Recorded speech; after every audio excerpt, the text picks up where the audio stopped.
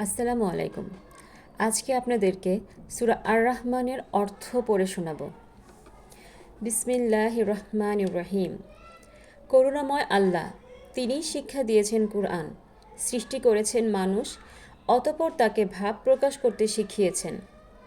সূর্য ও চন্দ্র আবর্তন করে নির্ধারিত কক্ষপথে, তৃণলতা ও বৃক্ষাদি তারই বিধান মতো চলে। তিনি আকাশকে করেছেন সমুন্নত এবং স্থাপন করেছেন ভারসাম্য, যাতে তোমরা ভারসাম্য লঙ্ঘন না করো। ন্যায্য ওজন কায়েম করো এবং ওজনে কম দিও না। তিনি পৃথিবীকে সৃষ্ট জীবের জন্য স্থাপন করেছেন।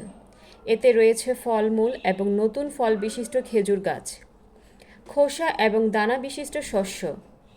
তবে তোমরা তোমাদের রবের কোন অনুগ্রহ অস্বীকার করবে? ভিডিওটি ভালো লাগলে সাবস্ক্রাইব করুন।